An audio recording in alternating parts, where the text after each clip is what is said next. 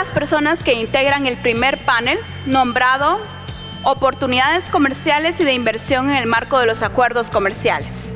Para ello nos acompañan hoy como keynote speakers el señor Paolo Cardi, de la Delegación de la Unión Europea en México, Rachel Olortegui, empresa Ecónica, Javier Díaz, presidente ejecutivo de Analdex, Dominic Buxain de Eurochambers, José Antonio Ardavín, jefe de la Unidad de América Latina y del Caribe de la OCDE. Dejo la palabra al señor Dominic Buxain de Eurochambers, quien es uno de los moderadores que estará dirigiendo este panel. Bueno,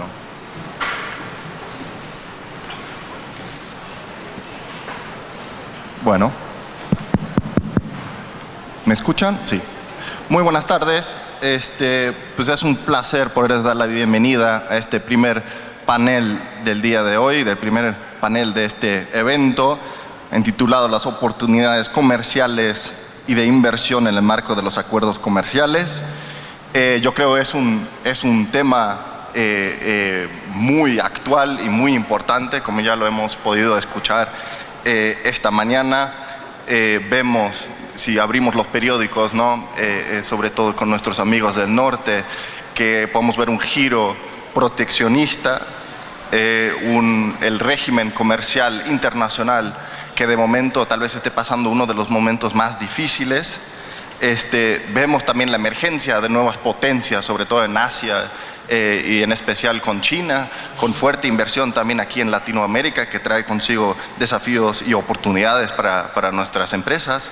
Y también, claro, hay un debate interno en nuestra sociedad civil, si el comercio realmente es beneficioso para todos, si las grandes empresas se benefician, si las pymes se benefician, si podemos mantener los estándares del medio ambiente, sociales. Entonces es un tema muy amplio que estamos por debatir aquí con mis colegas panelistas. Entonces primero quisiera darle la palabra a Paolo Caridi, jefe de la sección comercial de la Delegación de la Unión Europea en México, para dar un poco la visión de la Unión Europea sobre la nueva agenda comercial, los nuevos acuerdos y lo que eso trae para Latinoamérica y para nuestras empresas. Paolo.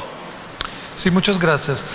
Y de hecho la introducción que yo quería hacer, Dominic ya la hizo, en tema de proteccionismo, que es un tema muy importante y no solo es un problema de proteccionismo. Estamos en un mundo donde lo que era obvio hasta 2 años antes no lo es todavía. El principio de comercio libre, el principio de multilateralismo, el principio de reglas conectada con este multilateralismo, conectada con un comercio sí libre pero que no se base sobre la ley del más fuerte.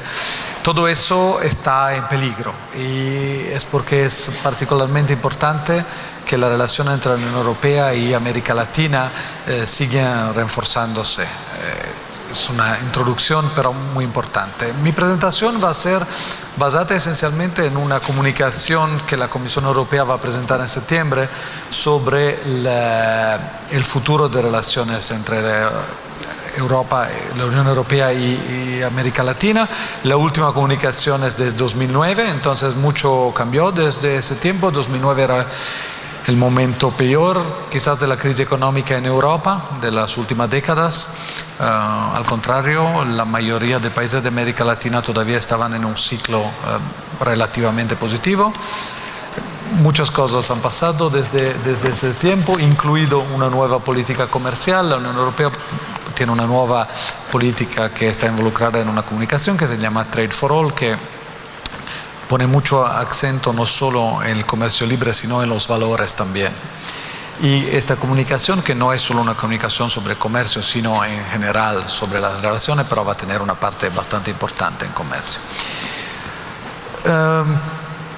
Quería pasar muy rápidamente 5 partes, básicamente. Una sería el estado de las relaciones comerciales y de inversión entre la Unión Europea y la América Latina, los casos de éxito y el estado de las negociaciones. la utilización y la implementación de los acuerdos existentes y cómo a mejorar en el acuerdo futuro o modernizados.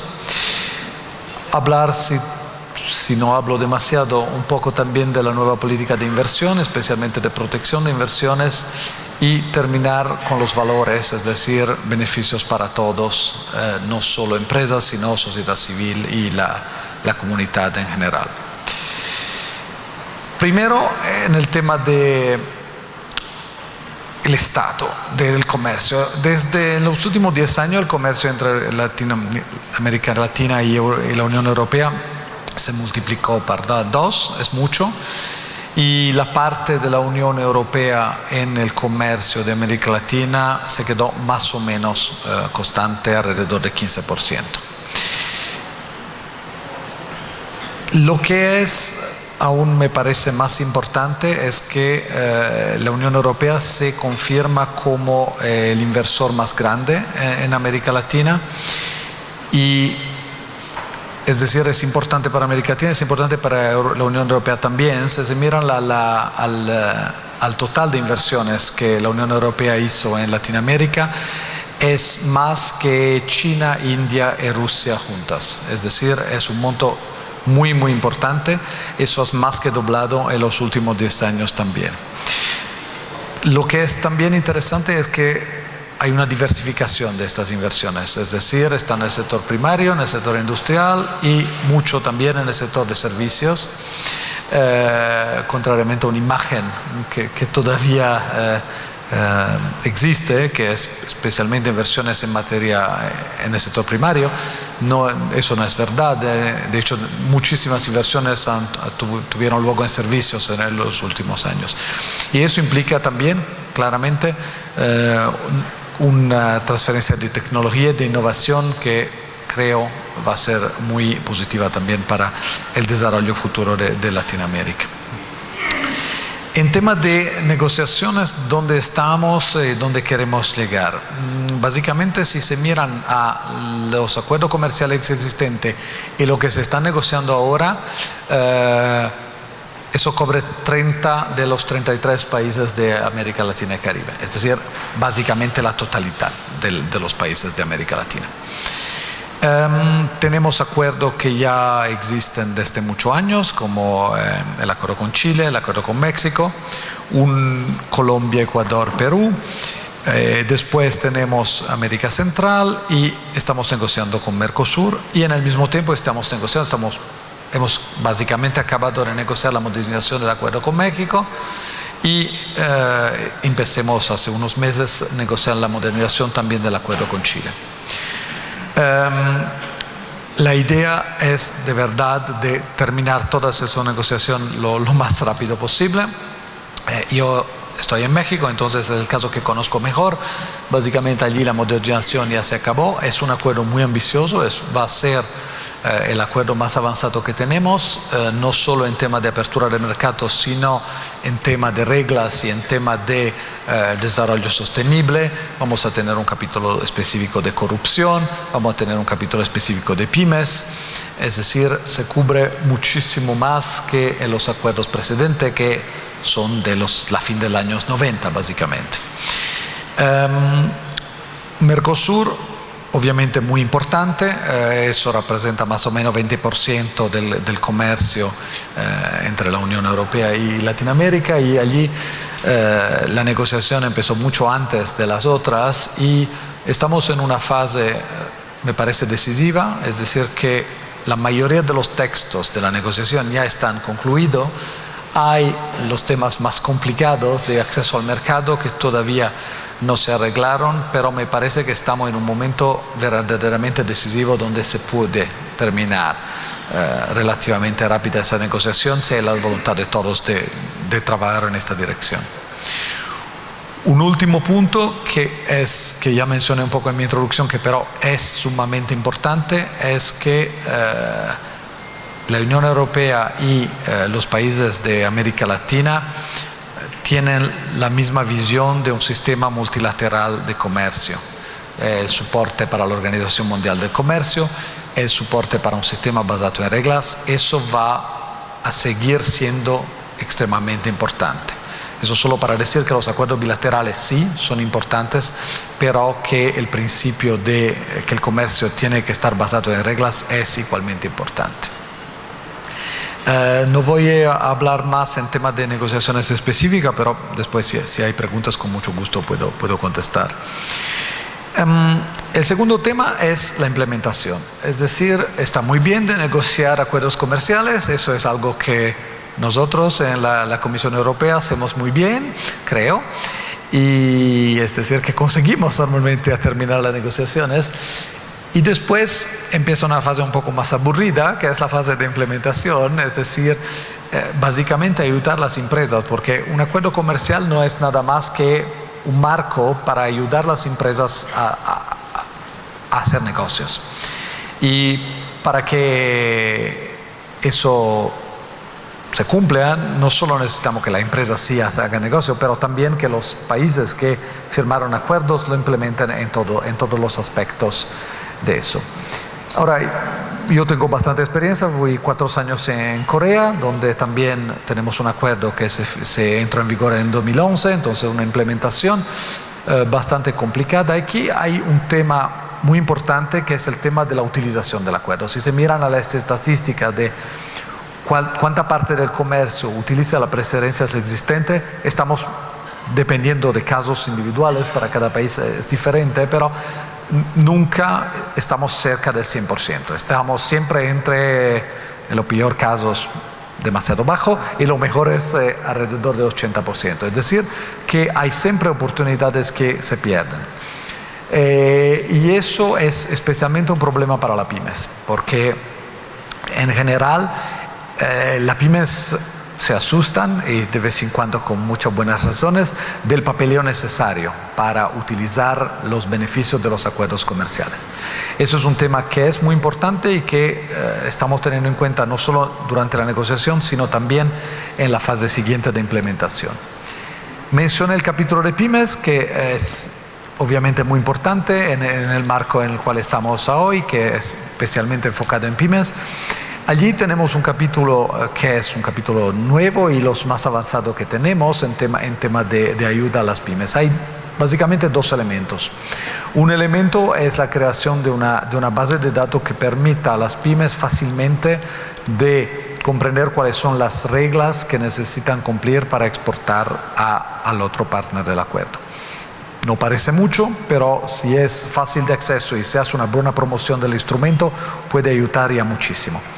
El segundo punto, y esto está en el acuerdo con México, pero va a ser lo mismo con Chile y ojalá con los otros acuerdos que vamos a terminar, hay también la idea de una ventanilla única, es decir, un punto de contacto donde las pymes de ambas partes puedan llamar y aclarar todos los temas de reglamento técnico, de acceso al mercado, sanitario, fitosanitario y lo demás, para que puedan más fácilmente obtener todas las informaciones. Aquí también me parece que estos instrumentos son muy valiosos, pero es muy importante también que las pymes lo conozcan, y allí vamos a contar muchísimo en el apoyo de las cámaras de comercio, de los gobiernos de los países con los cuales negociamos, etcétera, para que esto se sepa en cuanto se empiece la implementación. Un otro tema que no es únicamente para las pymes, pero es muy importante, es el tema de compras públicas. En los nuevos acuerdos intentamos una apertura mucho más larga de compras públicas de los 2 lados, del lado de la Unión Europea y del lado de nuestros socios de América Latina. Allí hay muchas posibilidades, especialmente incluido para las pymes, incluido en tema de partenariado público-privado, donde hay las posibilidades básicamente de crear partenariatos no solo con una empresa, sino con grupos de empresas, incluido grupos de pymes europeas y latinoamericanas, que trabajan juntos con el gobierno para trabajar con compras. El tema de un sistema de compras públicas no solo abierto, pero más transparente, es también sumamente importante, nos parece, en temas de lucha contra la corrupción y en general de tener un sistema económico más inclusivo. Y voy a hacer unas palabras más después en tema de corrupción. El otro tema que nos parece muy importante y donde en los últimos acuerdos logremos muy buen resultado, incluido con México, es el tema de propiedad intelectual. Básicamente la totalidad no solo de las exportaciones de la Unión Europea, sino de las inversiones y de los servicios, tiene un contenido de propiedad intelectual muy fuerte. Y eso, aunque tuvimos muchos éxitos, como lo estaba comentando, en tema de inversiones europeas en América Latina, y olvidé de decir que el contrario es verdad también. Las inversiones de Latinoamérica a Europa doblaron también en los últimos 10 años. El tema de propiedad intelectual es extremadamente importante, porque, como se comentaba esta mañana, vamos a ver una sociedad digital, una sociedad donde la dematerialización va a ser cada día más importante y donde una buena protección de la propiedad intelectual es indispensable. Y en los nuevos acuerdos, el acuerdo con México me parece en este tema es un acuerdo que tiene un nivel de ambición muy alto y estoy convencido que ayudará que las inversiones europeas a Latinoamérica sigan siendo muy importantes. Incluido la Comisión Europea lanzó un programa que se llama IPKey, que ya existía en Asia y ahora se desarrolla también en América Latina para ayudar con cooperación técnica, con intercambios, la implementación de los acuerdos existentes. El último punto que está conectado en tema de implementación es el tema de las cadenas de valores y reglas de origen. Se mencionó también esta mañana la importancia de las cadenas de valores.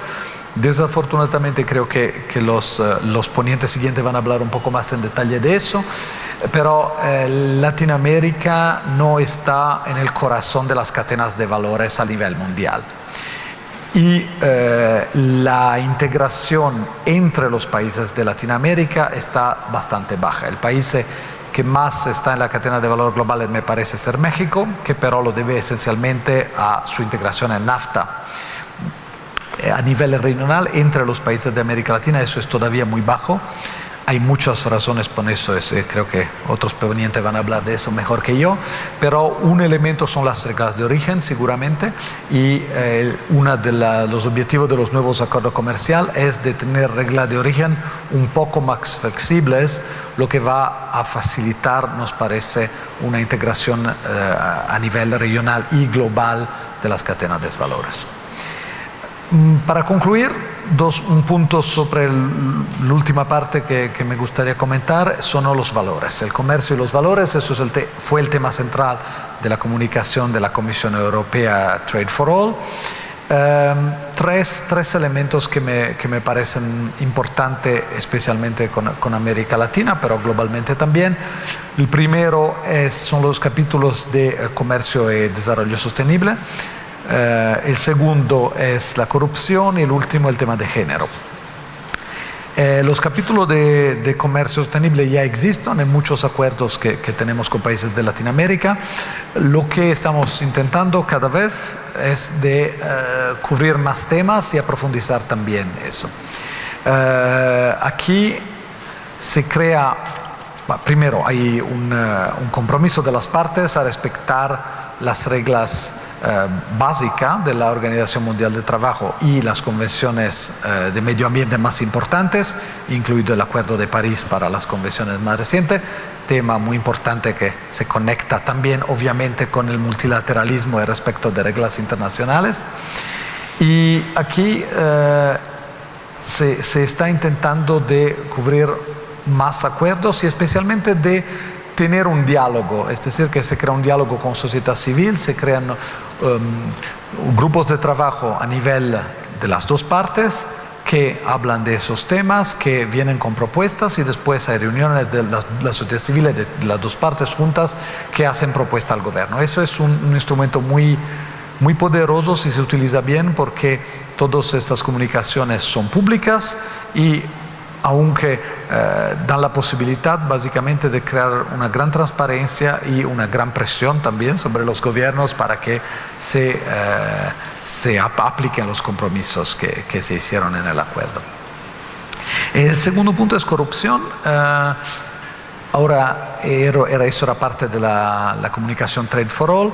Queremos tener capítulos de lucha contra la corrupción y el lavado de dinero en todos nuestros acuerdos comerciales. El primer acuerdo donde tenemos esta cláusula es el acuerdo con México que se acabó.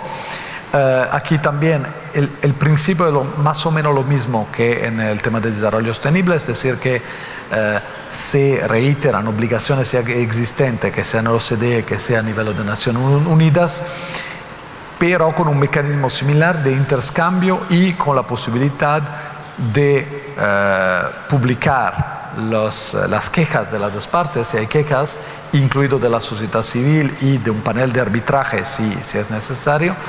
Y eso también va a ayudar claramente las dos partes a mejorar la lucha contra la corrupción, incluido el lavado de dinero, donde hay básicamente una regla muy sencilla, pero muy ambiciosa, que es que cada transacción financiera, en cada transacción financiera sea posible identificar quién es el verdadero propietario de esa transacción, de la cuenta o de la empresa legada a la transacción.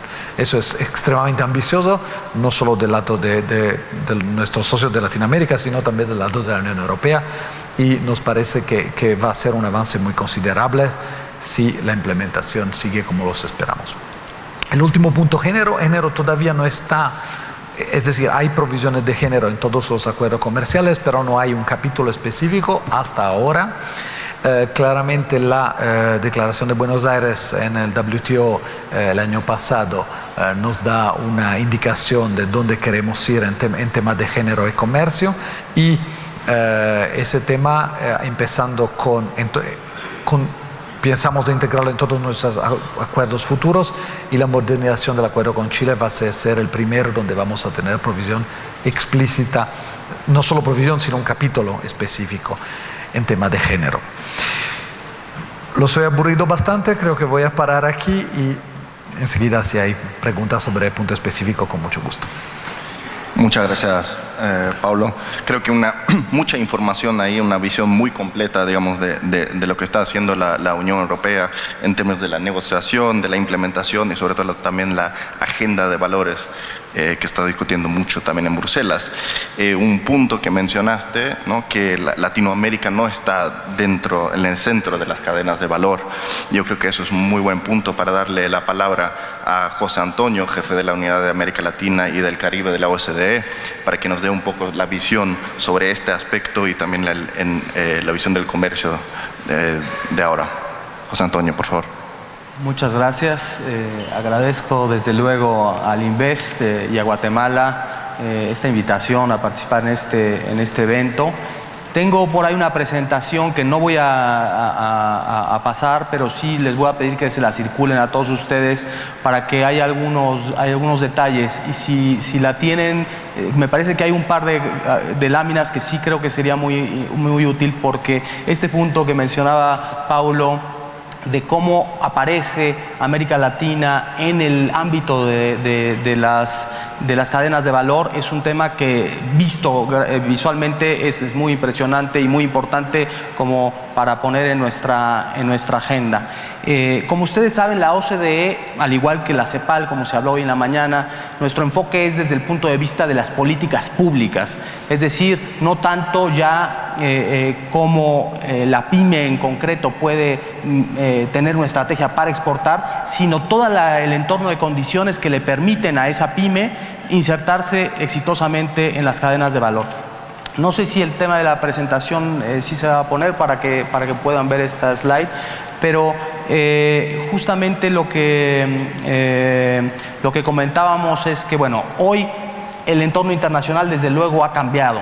Y cuando pensamos en que el entorno internacional ha cambiado, muchas veces pensamos en esta lámina, en esta foto que vimos el fin de semana pasado del G7, dialogando, y donde realmente más que un diálogo hay un cambio de tono, digamos, de las propias relaciones comerciales internacionales. Pero el punto que yo quería hacer referencia sobre que han cambiado las reglas internacionales, a esta es a la que me refería yo, de decir, bueno, ¿cómo ha cambiado el panorama internacional? Pues simplemente con ver las caras vemos cómo realmente ha cambiado el panorama. Sin embargo, yo quiero ir un paso más atrás, porque este es un poco el contexto muy inmediato. Realmente, como ha cambiado el contexto internacional, se ve mejor en esta gráfica, y ese es el punto que decía Paulo.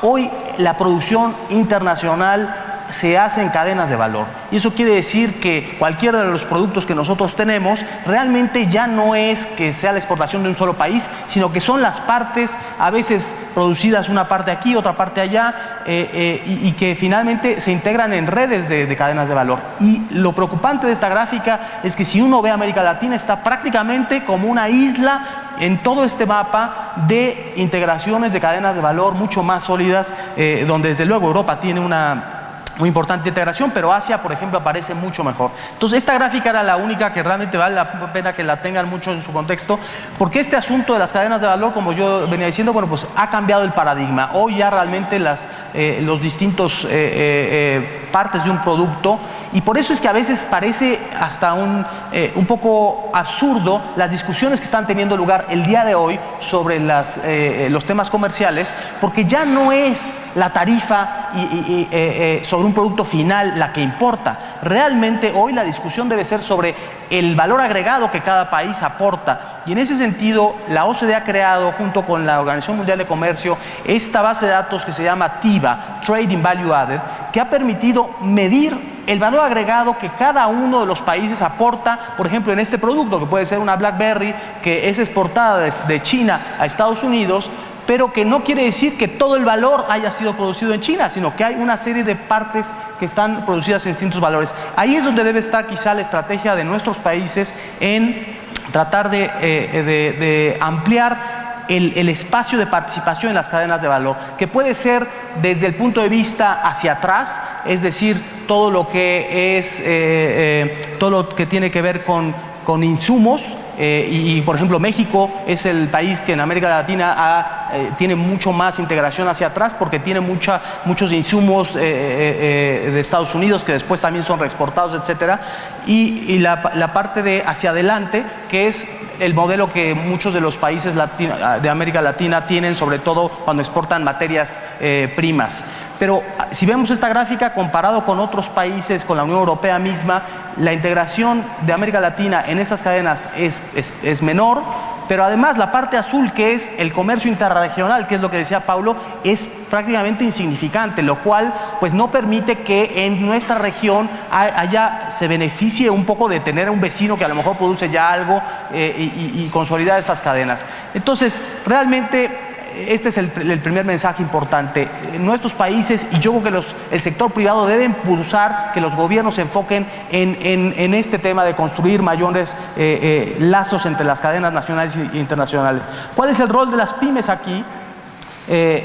Aquí, como hemos estado empezando a analizar, realmente hay muchas ventajas para las pymes, porque si se acuerdan ustedes cuando hablábamos de los clústeres hace muchos años, el modelo de Italia era muy claro, porque para producir zapatos, de alguna forma los zapateros italianos se dieron cuenta de que no tenían que producir todo el zapato, se especializaban ya en la suela o en el cuero, etcétera, y bueno, iban haciendo un clúster y cada quien producía la parte y se volvía excelente en su parte. Bueno, de alguna forma eso pasa con las cadenas de valor ahora, y eso permite que una pyme se pueda especializar solo en una autoparte muy concreta y ser parte de una cadena de valor muy importante de autopartes y de autos en total. O por otro lado, una cosa que a veces también ha cambiado del modelo es que antes nuestra visión era exportar, exportar, exportar, y todo era tratar de no importar, hasta estaba el esquema de sustitución de importaciones, y hoy realmente las importaciones son tan importantes como las exportaciones, y es otra cosa que tenemos que tener claro, porque a veces ponemos y dejamos que nuestros gobiernos pongan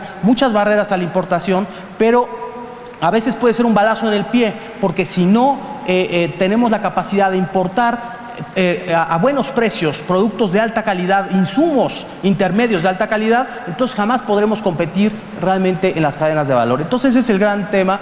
Hay otros slides aquí que no voy a detallar, pero de cómo Asia, por ejemplo, se ha enfocado en cómo sus pymes pueden exportar, y ahí el tema de las políticas de pymes es muy importante, y esa es un poco la propuesta que también nosotros damos al Invest. La OCDE ha venido trabajando junto con otros actores en un esquema se llama SME Policy Index, en el que medimos las políticas para pymes en distintas regiones, y por ejemplo para el caso europeo permite ver cómo los países que se han venido integrando a la Unión Europea poco a poco han ido convergiendo en su nivel de sofisticación de políticas para pymes. Este proyecto lo estamos haciendo a nivel piloto con varios países de América Latina, Y la propuesta ahora que estamos siendo parte más de este esfuerzo con Alinvest es que hacia el futuro podamos colaborar para extender este tipo de ejercicio que hoy es un piloto al resto de la región y así apoyar para que ustedes puedan medir en el futuro cómo van las políticas de los gobiernos de la región y si van acompañando los esfuerzos que ustedes hacen en capacitación y en otras áreas. Y como último mensaje también sería, entonces, ¿qué otro mensaje pueden ustedes pasarles a sus gobiernos e insistir en sus gobiernos? Pues es que ahora, si el enfoque es de cadenas de valor, nuestros acuerdos, y eso es lo que ha venido haciendo la Unión Europea, yo creo con mucho éxito al revisar sus propios acuerdos existentes, es que ahora hay que hacer los acuerdos internacionales GBC friendly, es decir, que sean amigables al tema de cadenas de valor, que no se enfoquen solamente en la protección, como yo decía, y en las exportaciones más que las importaciones, sino que sean en general favorables. Y aquí hay varias cosas que se pueden hacer en muy distintos ámbitos. En el tema de las tarifas, por ejemplo, es muy importante porque ahí hay que enfocarse en la posibilidad de poder importar bienes intermedios. En el tema de acumulación de reglas de origen, que ya se hablaba, ese quizá es el tema número uno en el que América Latina debe concentrarse. En el tema de Trade Facilitation, también la OCDE, por ejemplo, tiene unos índices donde aparece toda la región América Latina y donde dice muy concreto a cosas donde pueden los gobiernos mejorar en cosas muy sencillas, pero que pueden dar saltos importantes en el tema comercial. Luego está el tema de servicios, que los servicios son la nueva moneda, digamos, del comercio. Y en la medida en la que se permita el comercio de servicios de una forma más sencilla, los acuerdos pues realmente potencian mucho y las pymes tienen mucho papel que jugar ahí. Y finalmente el tema de la cooperación regulatoria, que es un tema que también se aborda en general en los acuerdos de la Unión Europea, pero que a nivel regional América Latina se podría fortalecer más la convergencia de estándares para que sea mucho más sencillo comerciar en toda la región. Entonces, bueno, aquí hay algunos mensajes muy concretos con los que los dejaría ya hacia el final y después podemos abordar. Pero como yo decía, el primero es acumulación de reglas de origen. Ese es un tema en el que hay mucho que trabajar y se puede reducir mucho los costos para los países de la región. El segundo es facilitación de comercio. Ahí hay temas muy puntuales donde cada uno de los países puede identificar en qué puede mejorar. Ahí están las ventanillas únicas y una serie de otras cosas. El tercero es las medidas no tarifarias, que son escondidas, pero que a veces tienen tarifas equivalentes al 20% por estas medidas no tarifarias.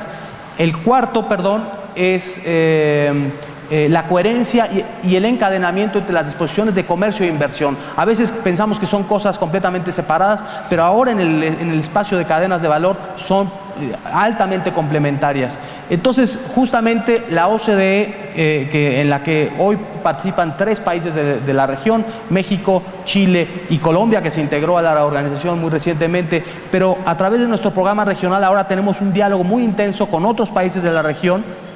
Pues estamos en la mejor disposición de apoyar a los gobiernos de la región para avanzar en toda esta agenda y que permita que en el futuro, sobre todo, haya una integración latinoamericana más fuerte y que le permita que este diálogo con la Unión Europea y con otros actores del comercio global pues sea un ganar-ganar para la región. Con esto termino y ya si hubiera algún punto a desarrollar, con mucho gusto en los siguientes intercambios. Muchas gracias, José Antonio. Creo que ahora venimos de una visión europea, también tuvimos una visión, digamos, multilateral de una institución internacional. Yo creo que ahora es una muy buena oportunidad para darle la palabra a una representante de la empresa, Rachel Olortegui, de la empresa Ecoandino.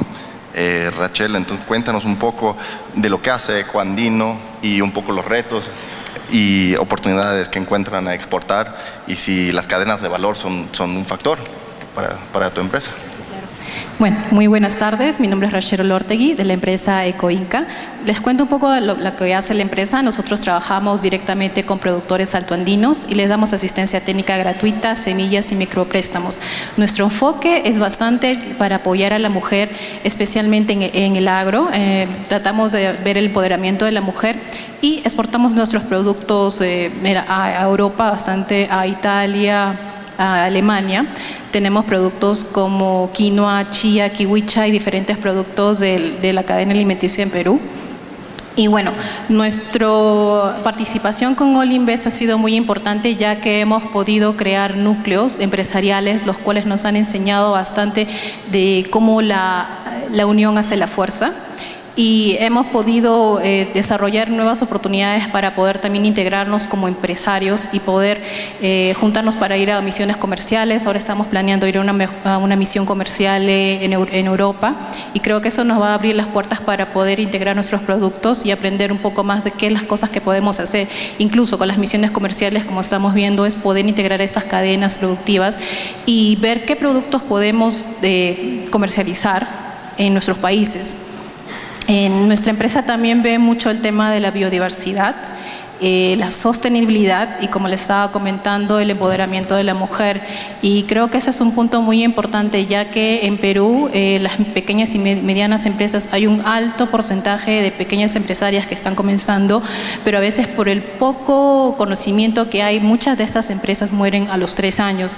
Entonces, las interacciones que ustedes están haciendo es muy importante para que estas empresas con estos conocimientos puedan alcanzar un éxito.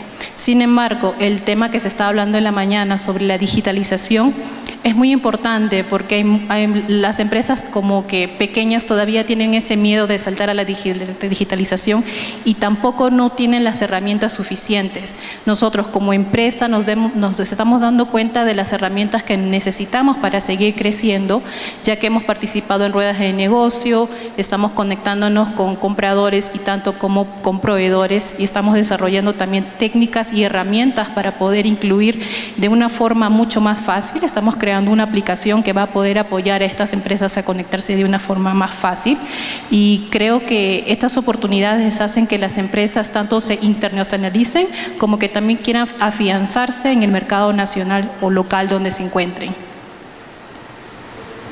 Bueno, muchas gracias, Rachel. Ahora, por último, le quiero dar la palabra a Javier Díaz, presidente ejecutivo de Analdex. Y Analdex, como un gremio líder en comercio exterior en Colombia, un poco cuál es tu visión sobre los retos y oportunidades también de las empresas colombianas y también de la región.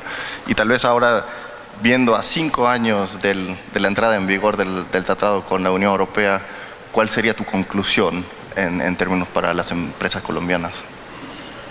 Ok, Dominique, muchas gracias. En primer lugar, muchas gracias a All Invest por esta invitación. Yo empezaría señalando que el 2017 muestra un cambio en las tendencias del comercio mundial. Después de la crisis de los precios del petróleo en el 2014, el 2017 nos muestra un comercio mundial creciendo. Un 11% creció el comercio mundial. Y la región, América Latina, también tiene esa tendencia. Sin embargo, buena parte de ese jalonamiento del crecimiento del comercio ha estado dado por China y por Estados Unidos. La pregunta que uno se hace ¿es posible continuar con esa tendencia cuando hay un conflicto entre China y los Estados Unidos? ¿Podríamos tener un estancamiento en ese crecimiento del comercio? ¿Qué le pasa a América Latina en un escenario como ese? Un poco la respuesta tiene que ser, el reto de América Latina tiene que ser integrarse aún más. Tiene que profundizar sus procesos de integración, de internacionalización, de vinculación con otras áreas geográficas del mundo, particularmente con Europa y con Asia Pacífico. Sin embargo, también la pregunta es, ¿cuál es el modelo de integración? Tradicionalmente América Latina ha mirado a Europa y ha mirado la institucionalidad europea.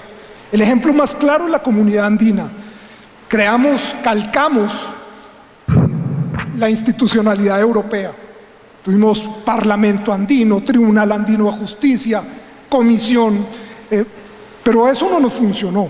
Y ahora lo que está tratando de desarrollar la región es Alianza del Pacífico, yéndose al otro extremo, sin ninguna institucionalidad. No hay entidades, simplemente una instancia política a nivel de los presidentes, una instancia de los ministros de comercio y de los empresarios. Pero ese es el modelo que debemos replicar. ¿Qué está pasando con la integración europea? ¿Por qué algunos países de Europa quieren retirarse de la Unión Europea? Reino Unido, pero otros que empiezan a decir: yo quiero estar por fuera de este proceso.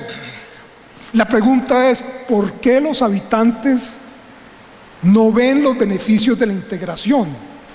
¿Qué tenemos que hacer para que esos beneficios se perciban no solamente a nivel empresarial, sino a nivel del habitante común y corriente de nuestros países? Creo que es un reto que tenemos allí. Y claro, ¿cuáles son las formas modernas de hacer comercio? Aquí lo han señalado. Todo el tema de las cadenas globales de valor, cómo vincularnos en esas cadenas globales de valor. Pero diría yo también cómo nuestros países tienen que participar mucho más del comercio electrónico, una forma moderna de hacer comercio. El comercio electrónico en el mundo está creciendo año a año y tiene ya una participación por encima del 7% del comercio global. En América Latina solo participamos de un 2%. ¿Cómo nuestros países se pueden vincular más en esas corrientes de comercio mundial? Y los otros temas también han sido señalados aquí. Todo el tema de facilitación del comercio. Si en algo se pusieron de acuerdo los países de la OMC, fue en ese tema de facilitación.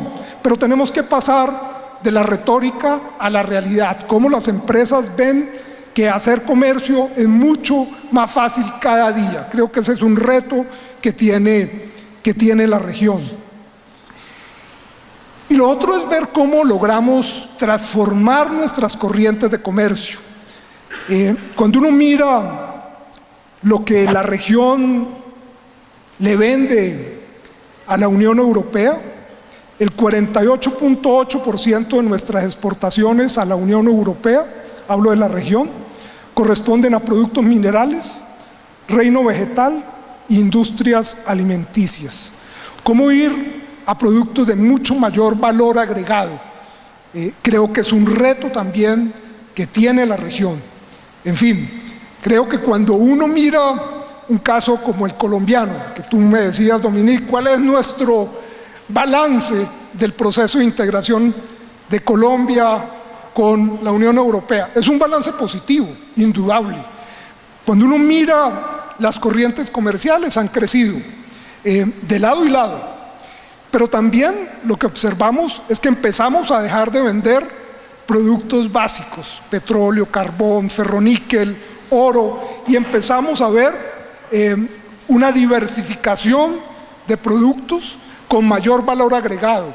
Cómo potenciar esta tendencia es uno de los retos no solamente de Colombia, sino que creo de la región. Creo que cuando uno mira ese escenario, repito, de proteccionismo que empieza a cruzar como un fantasma por el mundo, creo que la respuesta debe ser mayor integración. Cómo lograr que los beneficios de la integración bajen a los consumidores y vean esa realidad, y cómo puede uno vender entre la población ese producto de la integración.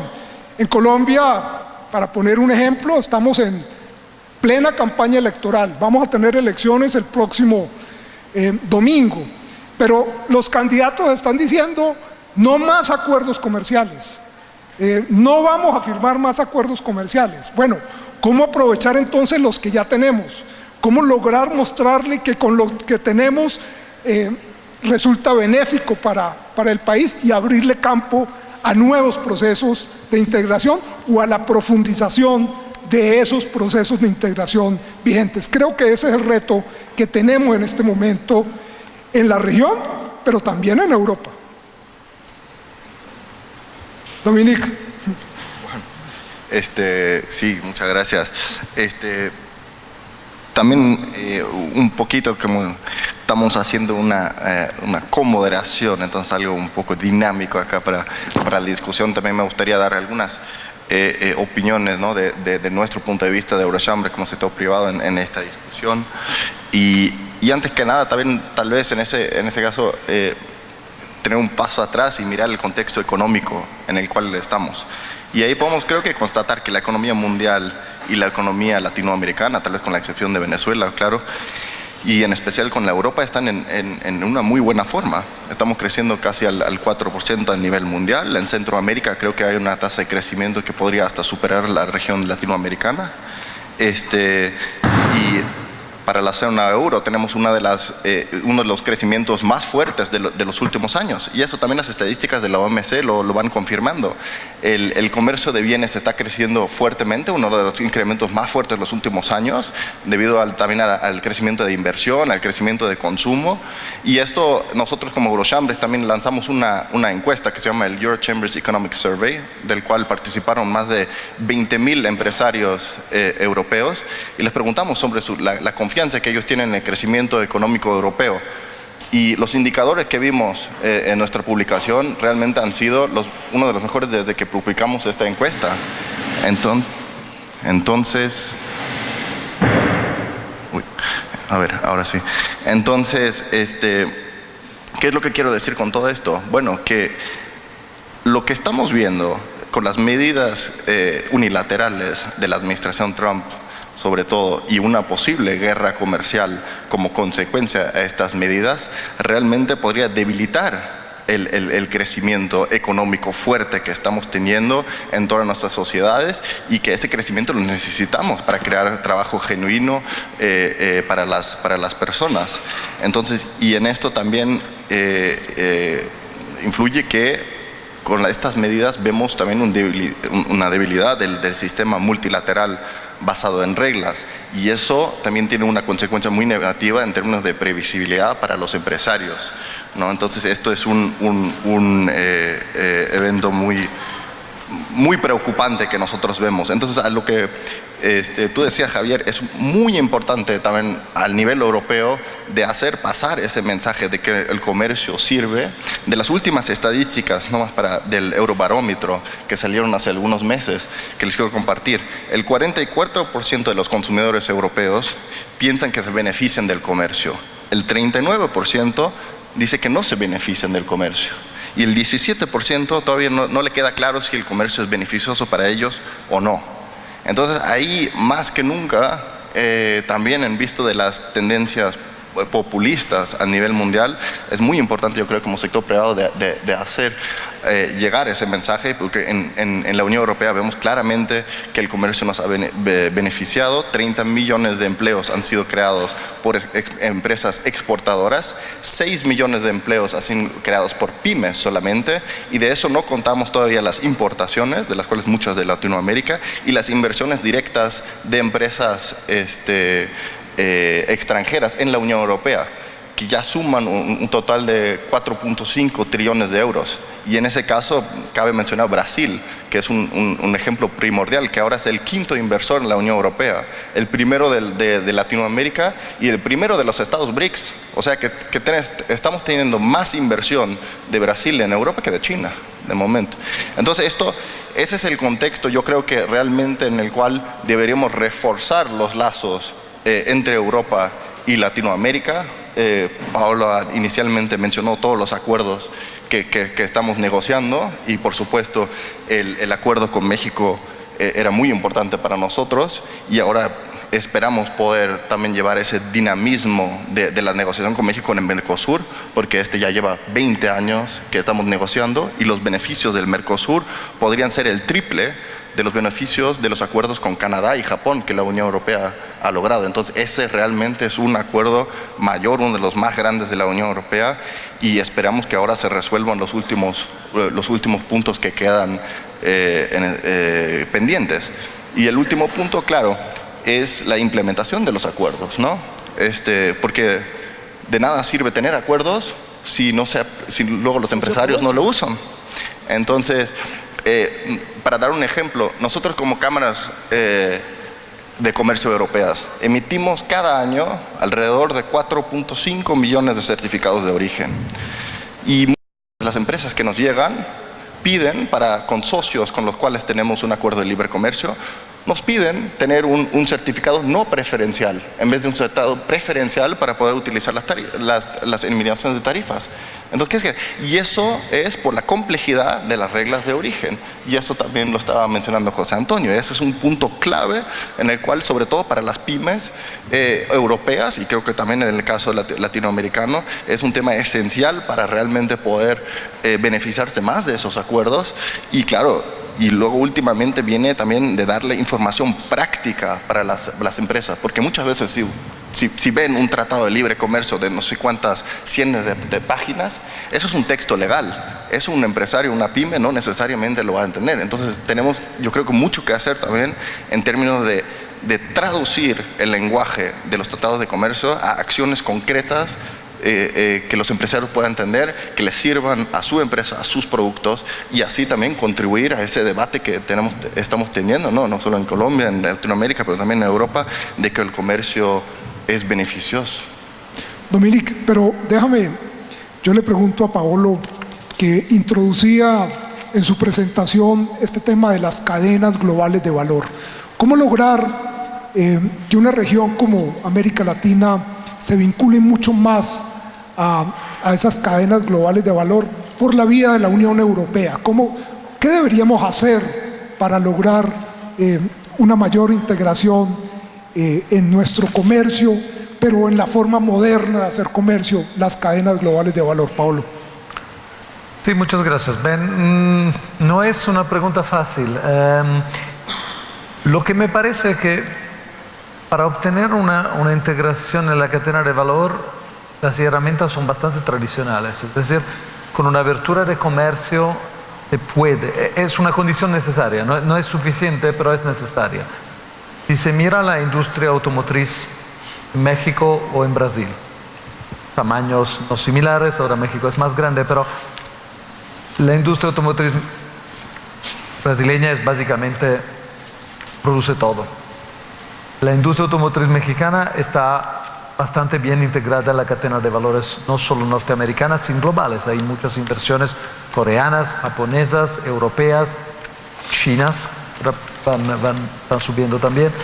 Es decir, que allí se utiliza un modelo económico de abertura que permite, que pero no es suficiente, que uno, inversores, dos, tener la posibilidad de importar todas las partes que son necesarias. Allí me parece que el punto que se menciona en la presentación de cadena de valor es sumamente importante. Hoy en día poder importar especialmente productos intermedios es una condición indispensable para tener una industria competitiva. Esos son los dos temas, me parece. Una liberalización tradicional y favorecer las inversiones extranjeras me parecen los dos elementos clave para lograr una mejor integración de cadena de valores. Después hay todos los otros temas de capacitación, de posibilidad de no solo de importar, sino de exportar también productos, pero esos dos elementos me parecen lo más cruciales. Rochelle, y una empresaria que está mirando este tema de internacionalización, cómo aprovechar más estos acuerdos de integración, ¿qué le talla? ¿Cuál es la molestia? ¿Qué le pediría uno al gobierno que le facilite? Cuando uno habla de facilitación de comercio, ¿en qué piensas? Bueno, yo creo que ya las puertas están abiertas. Lo único que falta es que haya más difusión en el tema, qué es lo que se puede hacer con estos tratados, y que el gobierno apoye a estas pequeñas empresas y medianas a poderse internacionalizar, pero con una forma didáctica y entendible para ellos, porque el tema legal también es muy importante. A veces también fallamos en estos temas legales cuando hacemos contratos comerciales con el exterior, exportamos. Entonces ahí hay una falta de integración y también que ellos entiendan exactamente cuáles son las normas legales para poder llegar a estos mercados. José Antonio, y yo te preguntaría, la OCDE uno lo ve como el club de las buenas prácticas. En este tema de facilitación, ¿cuáles son como las recomendaciones que este club nos da? Gracias. Gracias por la pregunta. Efectivamente, y aquí, bueno, desde luego no se puede entrar en todos los detalles, pero también les voy a compartir después con los organizadores un documento que justamente se presentó la semana pasada y que la portada estaba ahí sobre este tema de facilitación de comercio y cómo cada país realmente ahí tiene que identificar dónde están sus distintas desventajas. Pero, por ejemplo, vamos al tema de las ventanillas únicas, que es uno de los temas en los que América Latina ha venido tratando de aprovechar y de generar.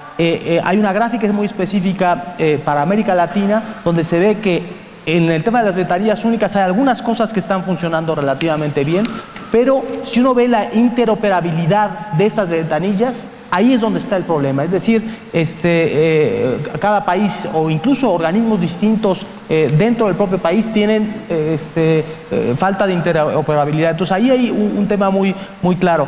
Algo se decía, yo creo que como mensaje general de lo que estábamos oyendo, que ya existen acuerdos, ya existen muchas cosas. Entonces realmente esta facilitación yo la veo como ya tiene uno la suscripción al gimnasio. Ahí ahora hay que aprovecharlo. Y la verdad es que este tema de la facilitación es lo que permite, es decir, ya los acuerdos están ahí y el tema de la facilitación puede reducir los costos de forma enorme. Este asunto que decíamos también de las reglas de origen, también pasé yo muy rápido las gráficas, pero hay alguna en la que se muestra que, por ejemplo, los acuerdos que tiene América Latina fuera de Europa, fuera de América Latina, las reglas de origen más o menos es un 20% del costo, digamos. Pero entre América Latina es cerca del 80%. Entonces realmente eso evita, especialmente a las pymes, una cantidad de comercio que podría suceder si esas reglas de origen estuvieran mucho más homologadas. ¿Por qué? Porque las pymes, de alguna forma, es mucho más fácil exportar a una pyme de Guatemala a El Salvador o a México que a la Unión Europea. Desde luego, si ya logra exportar a la Unión Europea, pues digo, ya hasta tiene que cumplir con una serie de estándares de traducción de su label, etcétera. Pero para exportar al vecino, realmente ahí es donde está el mayor mercado para las pymes. Y de hecho puede ser una plataforma primera de entrada para después saltar a mercados europeos, etc. Entonces es por eso que realmente enfocar la política comercial desde ayuda o no ayuda a las pymes es muy importante. Y otro mensaje quizá clave para las pymes aquí es que no todas las pymes tienen que exportar para integrarse en las cadenas de valor. Aquí yo creo que los asiáticos han sido muy exitosos y quizá también es la otra forma. En la medida en la que cuando venga inversión extranjera se facilite el que la inversión extranjera se vincule con las pymes en el país, esa es una forma de exportación indirecta, es decir, no necesariamente son ellos los que están exportando, pero al proveer insumos de calidad y cada vez con mayores estándares que piden las multinacionales, pues se van mejorando y eventualmente también incluso podrán exportar, pero ya están integradas en las cadenas de valor sin necesariamente estar exportando. Dominique. Javier, te quería hacer una pregunta, porque mencionaste en tu presentación inicial ¿no? la oportunidad de la digitalización para muchas de las empresas, pero también, como vimos, todavía hay muchos retos y muchas pymes todavía no están en condiciones óptimas para poder beneficiarse de esta digitalización que se viene. Entonces, tu experiencia también en el caso colombiano, ¿qué es lo que se debería hacer para tal vez capacitar más a las pymes para que se puedan beneficiar de esta nueva economía que se viene? Yo creo que buena parte de lo que tenemos que superar como barrera para entrar en ese mundo digital es un tema cultural.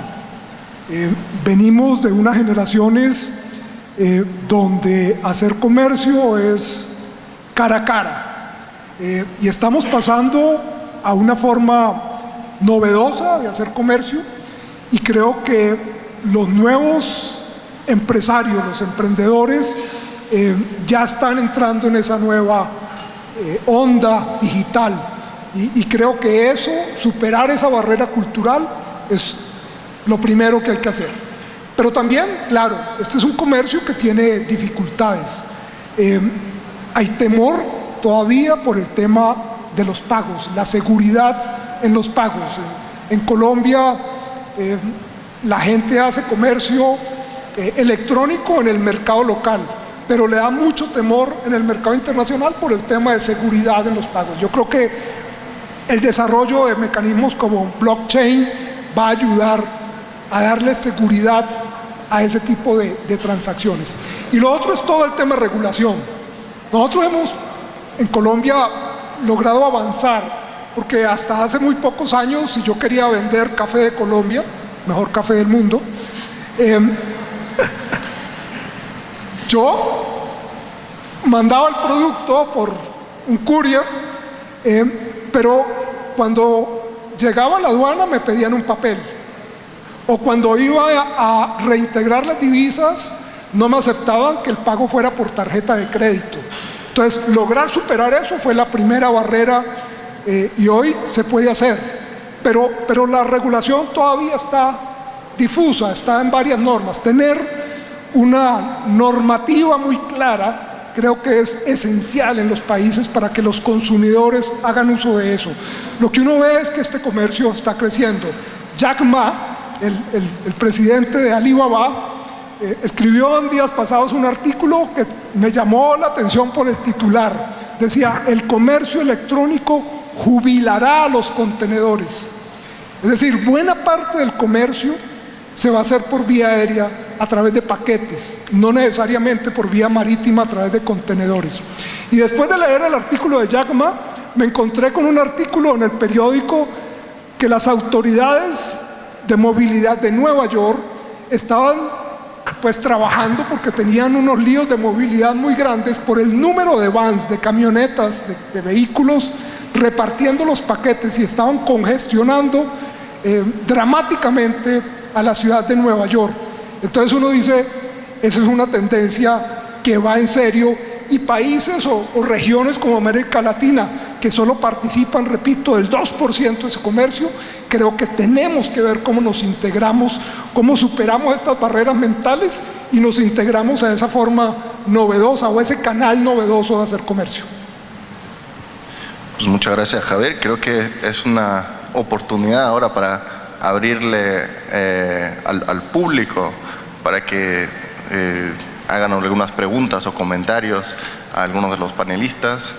Así que, por favor, si tienen una pregunta, también decir su nombre y la organización que usted representa. ¿Tenemos algún voluntario? Están muy tímidos. ¿Estamos? ¿No? Sí, allí.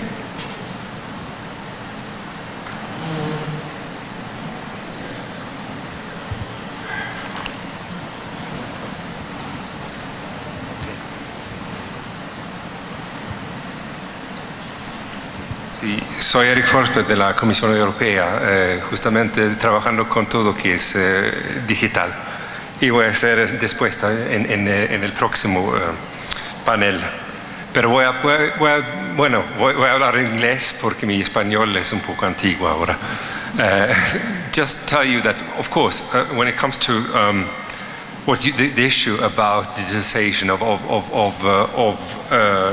of industry, and particularly the digitization of the market, I think this is really what we are doing in the digitalizing market in the European Union. And I'm not going to talk so much about that later on, but though I think that you will find a number of issues that you just raised, which we are actually trying to find solutions to, including to send packages over the borders, because of course the European Union is like Latin America, a number of different markets. The only thing, of course, is that we have our digital single market, our single market has been developing into something which is quite united. So I think, not going too much into it, but I think there is a number of solutions which can inspire in Latin America also in its way towards finding a digital single market in the European Union. And I think that some of the issues that you actually are mentioning is something that is more or less already resolved in the European Union. So that's probably an inspiration of Colombia in the future. Thank you.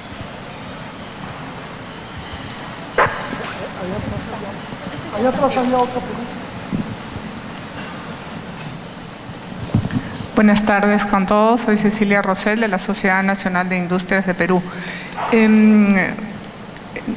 Un poco mi pregunta va hacia cómo podemos hacer que el comercio sea flexible con la Unión Europea, tanto como lo es con Asia-Pacífico, tal como lo mencionó el panelista de Colombia. Es decir, que las reglas sean más fáciles. Normalmente, como bien lo señaló, está basado en una institucionalidad muy fuerte y más bien en Asia-Pacífico está representado por los ministros de Comercio, que es muy ágil, ¿no? No, yo diría que buena parte de lo que se está construyendo en Alianza del Pacífico responde a las necesidades y a las urgencias que los empresarios han expresado para lograr incrementar el comercio. Y les pongo un ejemplo. Mientras los presidentes están hablando temas macro, los empresarios se están reuniendo para homogeneizar, por ejemplo, el etiquetado. Que las etiquetas que se usan en un producto sean iguales en México, en Perú, en Chile y en Colombia. Que yo no tenga que cambiar etiquetas. La normativa la estamos homogeneizando. Y así en varias cosas. Entonces, creo que cuando uno pasa de esa parte macro a este tipo de cosas muy pragmáticas, los empresarios empiezan a ver los beneficios de ese proceso de integración, lo palpan. Es decir, yo puedo vender fácilmente en México y no tengo que hacer cambio de label, de etiquetas, de traducción, de poner varios idiomas. No, ya está definido cuál es la reglamentación y creo que ese tipo de cosas son cosechas tempranas que permiten vender este tema de la integración. Hasta ahora estamos avanzando entre nosotros. El reto es ver cómo logramos llegar a Asia, los cuatro, en una mayor proporción, pero dando estos pasos de facilitación de comercio, de integración real a nivel de productores. ¿Puedo una pregunta adicional? Yo trabajé 10 años en Asia, entre Japón y Corea, y de hecho mi tarea principal era solucionar problemas de acceso al mercado. Entonces me gustaría saber qué tanto fácil es exportar a Asia, porque mi experiencia es que no es fácil por nada. Quizás Europa es todavía más difícil, pero me gustaría saber, me extrañó bastante el comentario que dice que exportar a Asia es fácil porque hay barreras reglamentarias que son, me parece, tan altas como en Europa, sino mayores. Y de idioma, de mentalidad, hay muchas dificultades. Me gustaría comprender un poco más qué es tan difícil con la Unión Europea. Bueno, por ejemplo, en el tema del cultural, es una barrera muy importante. Y, por ejemplo, nosotros estamos exportando a Japón, no hemos tenido mayores dificultades porque tenemos el tema de, por ejemplo, estamos exportando habas, y cumplimos con todos los reglamentos que ellos nos están mandando. Claro, eso es una preparación previa. Pero, por ejemplo, queremos entrar a Corea y hemos tenido esa dificultad de que nosotros queremos exportar quinoa. Y la quinoa tiene un 600% de tarifa. Entonces, para nosotros es imposible competir con eso. Pero también hay una variante que podemos exportar la quinoa en diferente presentación, en tostado o tipo de preparación diferente para poder entrar. Entonces, claro, tenemos ciertas barreras para poder entrar, pero si sabemos la reglamentación y sabemos que hay otras opciones, podemos ingresar a estos mercados sin ningún problema. ¿Y en Europa? Bueno, en Europa sí tenemos, claro, por ejemplo, nosotros estamos trabajando con productos orgánicos y claro, entonces tenemos todos estos productos ya reglamentados, certificados y obviamente tampoco tenemos problemas ya que cumplimos con todos los reglamentos que nos están exigiendo. Lo único problema es que tenemos el problema del novel foods, que sí nos impide ingresar productos que son de alto valor nutritivo, pero que lamentablemente no se pueden todavía comercializar en Europa y que para nosotros como pequeñas empresas es imposible poder aplicar para poder ingresar estos productos como Novel Food, ya que es una inversión muy grande. Entonces ahí entran los núcleos que estamos creando para poder integrarnos y poder aplicar de manera conjunta. Muy bien. Pero el público, si hay otra pregunta o comentario que quieran hacer. ¿Alguna mano? Siguen tímidos. Entonces, ahí atrás, señor. Sí, bueno. Perdón. Mi pregunta va enfocada en el tema de la capacitación a las MIPYMES en tema de exportación, porque en general a las personas que me ha tocado encontrar en eventos internacionales de compra-venta de mercancías, veo que vienen muy capacitados en términos logísticos, términos de Incoterms y demás, pero yo los veo que en términos de venta de su producto, en cómo hacer que las empresas extranjeras, tanto, y esto sucede tal vez en casi todas las partes del mundo, uno como exportador de América Latina, envías tu producto y casi indistintamente del término de pago que hayas pactado, lo terminan tratando como un producto a consignación. En su mayoría, bueno, esto pasa en los perecederos. ¿Qué medidas han ustedes visto para solventar esto? ¿Alguna medida en la cual tal vez pudiéramos estandarizar o crear un método de estandarización en los temas de puntos de venta, así como hemos estandarizado con los Incoterms los puntos legales del producto, la transferencia? ¿En qué momento debería de ser la empresa europea los pagos? Sería muy bueno o estadounidense, algo más enfocado hacia la OMC, que pudiéramos estandarizar los momentos y puntos de pago en un listado de 12 o 13 puntos correlativos a los Incoterms, algo que pudiéramos llamar tal vez Fincoterms, Financial Terms of Payments, para que las MIPYMES con una capacitación muy sencilla puedan saber cuándo van a recolectar el dinero de los productos que están enviando. Va enfocado a esa mi pregunta. Espero alguien me pueda contestar.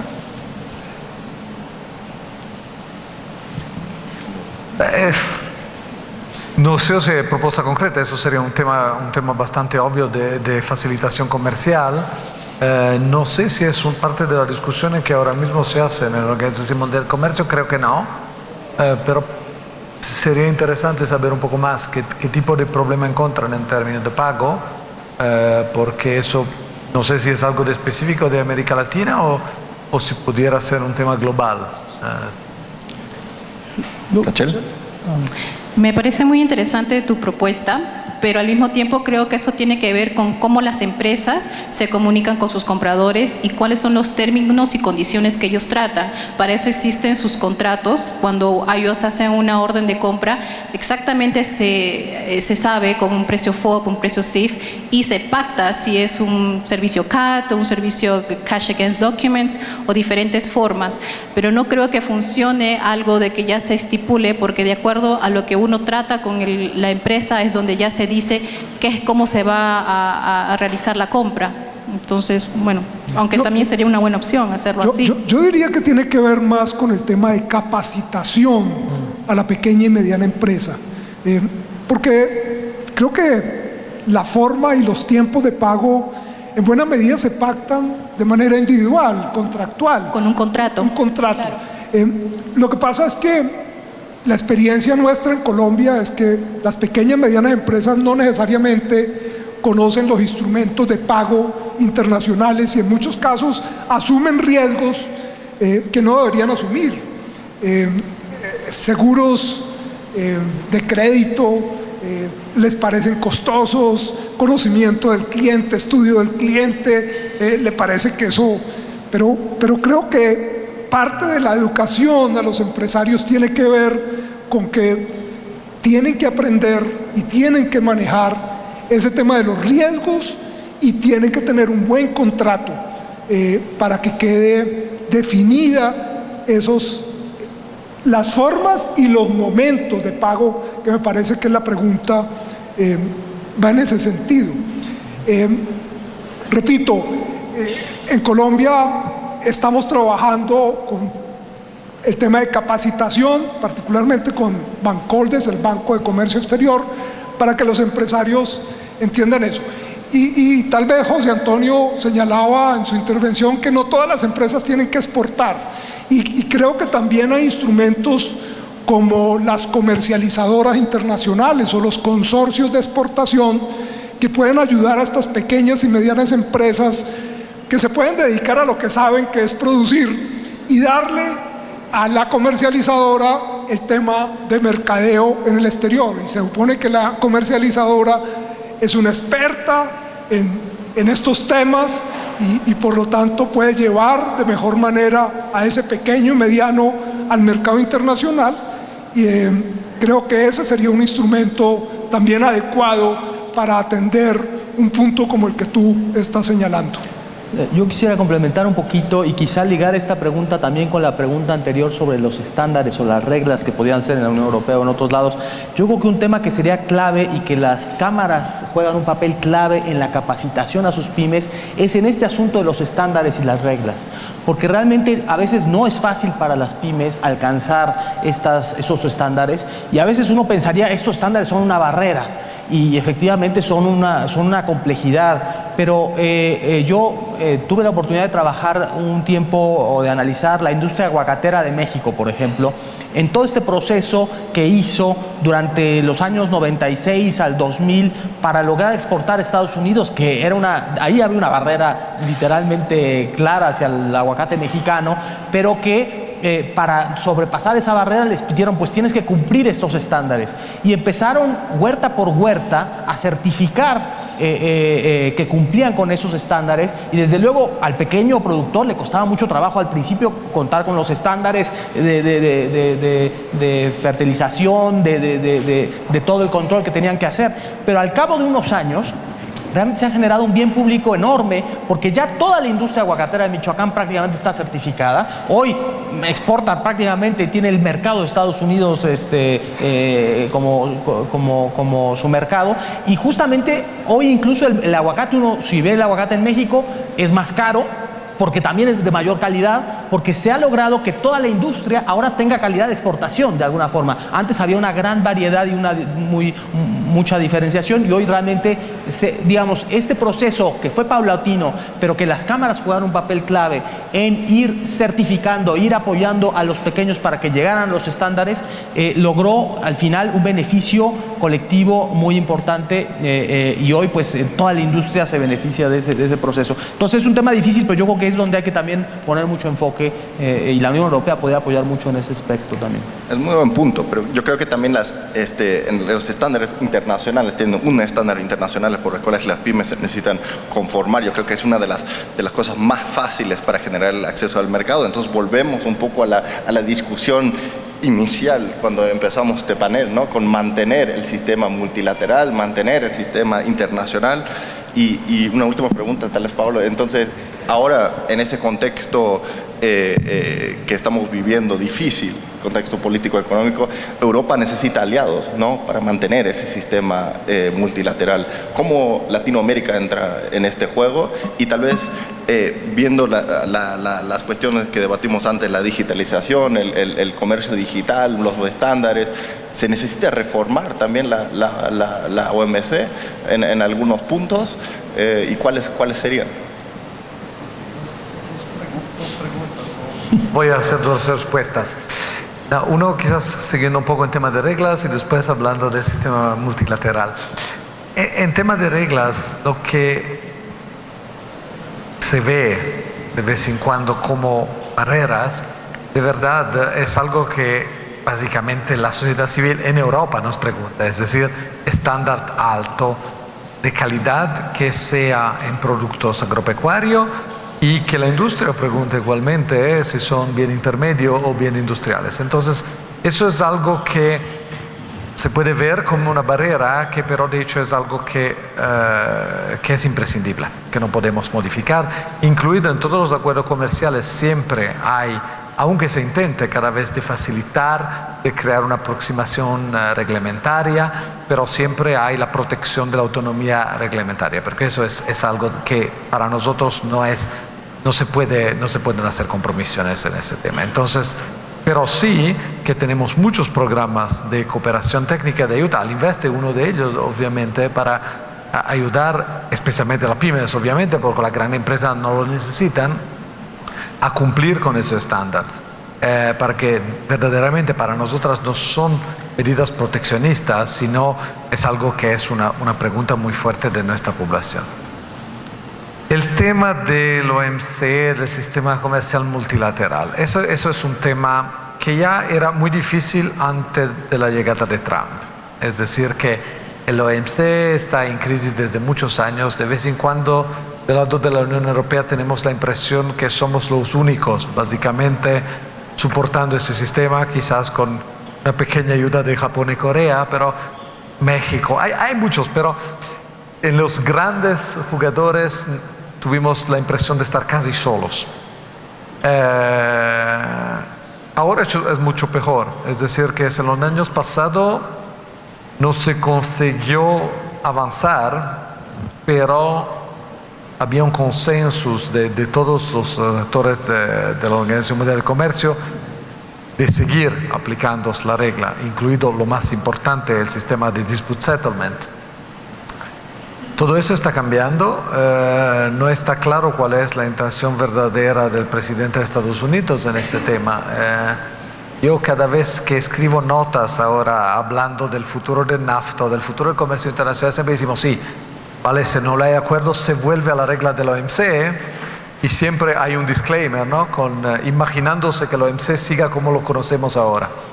Quizás es un exceso de prudencia, pero está claro que hay una intención de los Estados Unidos ahora, de la administración Trump, de seguro que el sistema multilateral no se reforce, incluido que no pueda seguir trabajando como ahora.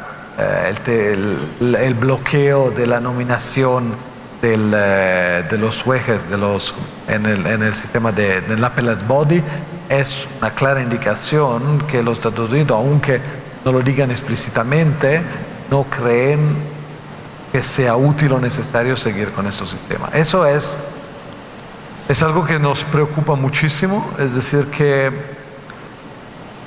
incluido el tema de guerra comercial que mencionó, puede ser normal que países tomen medidas que no están compatibles con la Organización Mundial del Comercio, pero si aceptan la competencia de la organización y si aceptan que los problemas se arreglen en ese marco, vale, se puede seguir.